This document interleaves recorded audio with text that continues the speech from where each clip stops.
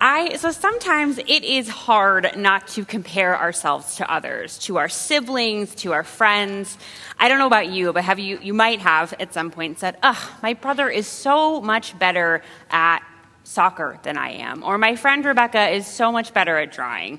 And you might do that thing where and if you're a grown-up, perhaps also there could be a lot of things too. As we get older, there's other things that we start to compare ourselves to other people. But the truth is, we can't be other people. We can only be ourselves. And so this morning, I want to tell a story about Shmuel and his flute, and how him playing the flute was really, really important. So this story takes place a long, long, long time ago in a shtetl, in a small town in what is now Ukraine, where the very famous Rabbi, the Baal Shem Tov, lived. In this town, there also lived a family of scholars. The father, Moshe, he was the son and grandson of well-respected rabbis and teachers. And he, too, was a great teacher and rabbi, and he knew Torah, and he studied Talmud. And his wife, the mother, Rachel, she was also the daughter and granddaughter of well-respected rabbis. And even though, remember, this is a long time ago, not a lot of women knew how to read and write, but Rachel did. And Rachel could read the Torah, and she could study Talmud. So she and Moshe, they loved to study, and they loved to learn. And so their house was always full of learning and of laughter and of lots of joy of studying Torah together. Moshe and Rachel were blessed with 5 sons, and they taught their sons the treasures of the Torah too. When their oldest son, Meir, was 6 years old, it was time for him to go off to cheder, which is school. So off he went. He left his family and his brothers, and he went to cheder to study. And everyone thought he was going to be this great scholar. And when he got there, he was. He showed all of this promise that he was going to be a brilliant scholar, just like his father and his mother and all of his grandparents and great-grandparents. Eventually, the second son, Menachem, went to school. It was time for him to go to cheder too. And guess what? When he got there, he also was really good at school. He was really good at learning Torah. He was a quick learner, and he loved to be at school. And he showed promise, like he was going to be a great scholar, just like his parents, just like his brother, and just like all of his grandparents and great-grandparents. Along came the third brother, Shmuel. Shmuel was a sweet, kind boy, but his parents had a feeling that he was not going to have the same kind of experiences in school as his brothers. And sure enough, just as it was as obvious as Meir and Menachem were going to be star scholars, it became clear that perhaps Shmuel was not going to be. He just wasn't like his brothers. He could not sit still. He really, really had a hard time learning how to read the letters, and he just wouldn't pay attention. He would get up, he would wander around, he would look out of the window and look out at the fields and the clouds and the skies. So Moshe and Rachel and the teacher decided that maybe cheder, maybe this school wasn't the right place for Shmuel. Maybe he just wasn't fitting in, and it wasn't going to be a good place for him to learn and grow and thrive. They didn't know what to do, though, because everyone in their family had always gone to cheder, had always gone to school and learned how to read Torah and learned Hebrew, until one day they realized here is the solution. So they noticed, so every morning in the town, the shepherd would come to each house, and he would gather all of the animals, the goats and the sheep and the cattle, and Shmuel would go out and say hello to him every morning because Shmuel loved animals. And so the parents realized, maybe we should ask the shepherd if Shmuel can be his apprentice because he loves to be outside. And sure enough, the shepherd said, sure, I'm not getting any younger. I'm going to need somebody to be the shepherd, so Shmuel can help me learn, come with me, take all the animals to the fields and learn how to be a shepherd. And Moshe and Rachel felt a little bit of relief. Okay, at least maybe Shmuel, he'll go with the shepherd, and he'll learn how to help our town that way. So unlike all of his cousins and his brothers and everyone else, Shmuel didn't go to cheder, but instead he got to spend every day out in the fields, with the animals. He loved animals. He loved to be outside. And what he really loved was he loved to learn how to play the flute. So Shmuel and the shepherd, they spent a lot of time together out there in the field, and the shepherd taught Shmuel how to play the flute. And when Shmuel played the flute, that to him felt like he was praying. So eventually, the two younger brothers, Simcha and Yitzhak, were old enough to go to school too. And they joined their older brothers, and they seemed like they were going to be star scholars also. Moshe and Rachel were proud of all of their sons, and they loved Shmuel, but they worried about him in a way that they maybe didn't worry about his brothers. As each of the boys grew, they reached bar mitzvah age, and Meir, Menachem, Simcha, and Yitzhak all led the prayers in the congregation at their bar mitzvahs beautifully. But Shmuel didn't have that kind of bar mitzvah. Instead, he went out into the field and he played his flute, because to Shmuel, playing the flute felt like he was talking to God.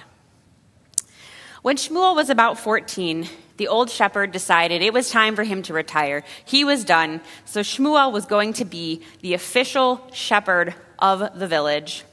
And it was bittersweet for Moshe and Rachel because they loved Shmuel and they wanted him to be happy, and a part of them wished that he could be like his brothers and go to Cheder and learn. But they knew that this was the path for Shmuel. So, out of all of these years, through all the years, there were only 2 days a year where Shmuel did not go out to the fields. And those days were Rosh Hashanah, like today, and Yom Kippur. On those days, Shmuel would join his grandfathers and his fathers and his brothers in the synagogue, where everyone would gather to be with the Baal Shem Tov, this famous rabbi, for the holiday prayers, just like we're gathered here today. Every year, though, Shmuel sat quietly because he didn't know how to read, and he didn't really know the prayers, and it made him kind of sad to be left out. He loved all of the melodies of everyone praying around him, but he felt sad that he couldn't join in with them.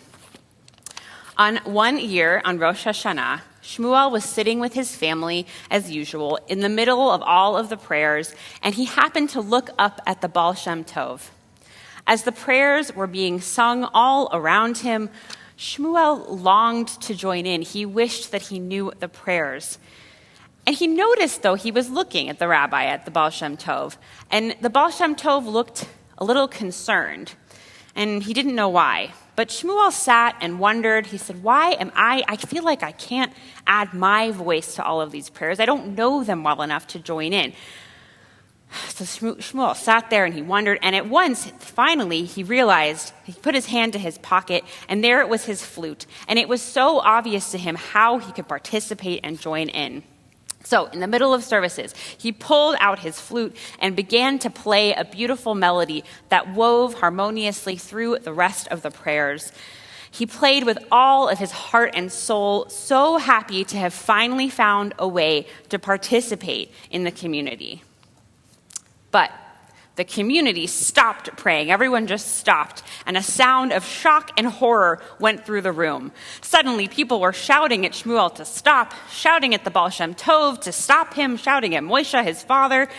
And Moshe rose to reach out and to grab Shmuel's flute to stop him. But the Baal Shem Tov reached them first, putting his hands on both Moshe and Shmuel. And the Baal Shem Tov said, "Finally, our prayers will truly reach heaven as a full community, everyone, because Shmuel has joined us in prayer with his love and devotion and joy. We needed his voice in order for God to hear all of us." This is how he prays. And even though it is different than our prayers, it is beautiful. So that is my story, and I am curious. I want to know. I'm going to ask, and I'll go around, and you can tell me. I love this story because we all feel like that sometimes, right? There's something maybe we don't always. Maybe, like for me, it's hard for me to sit still. I bet some of you find that too. It's hard to sit. But there are all of these things that make us really special. Like for Shmuel, that's playing the flute. That's the thing that he loves that makes him feel so connected to being Jewish, to being a person. And so I want to know from a few of you, what is something that makes you special and unique, like Shmuel? Like, what is something that really makes you you? You can raise your hand. I won't. I'll come in. Oh, all the way back there. Okay. All right. Okay, my friend all the way back there. I see you. I'll try to come quickly. But you're brave. You're raising your hand. You're really brave. Okay, what is something that makes you really special? Okay, so you cuddling with your mom? So it sounds like you're very sweet. That's something like you sound like a menschy, a really nice person. That's something that makes you really special. That's really beautiful. Thank you for sharing. Okay, anyone else? Something that makes you really unique and special. What do you want to answer? I go camping a lot. Oh, you like to go camping. Okay, so that's something. So you like to be outside. So you like to camp. That's something that makes you really special. That's really beautiful. I love that. Anyone else? Maybe, okay, I see over there. Okay, you'll be my last. It looks like Mirabelle. Okay. Be my last one. These are great, though. But see, something to think about this year. Like, what is something that makes you special that you can bring to our community and share it with us? Just like Shmuel shared his playing of the flute. Mirabelle, let's have it. You like to sing? Me too. That is something, I love that. So that's something that makes Mirabelle special. She likes to sing. And guess what? At Temple, there's a lot of ways when you're older, you can come and be in choir and sing. So that's a way to share your special talent with all of us on the high holidays. I love that. It's not easy, right? Sometimes to appreciate the things that make us special and unique. But as this story reminds us, it's those special things that make all of us better, that make our community so much more beautiful and interesting. Without each of us, our community wouldn't be whole. So all of these things that you bring, being a mensch, liking to spend time with your family, liking to camp, liking to sing, whatever it is, those make our community better. And I hope in the new year we can each appreciate those special parts of ourselves that make us and our communities better and more whole. So, Shana Tova.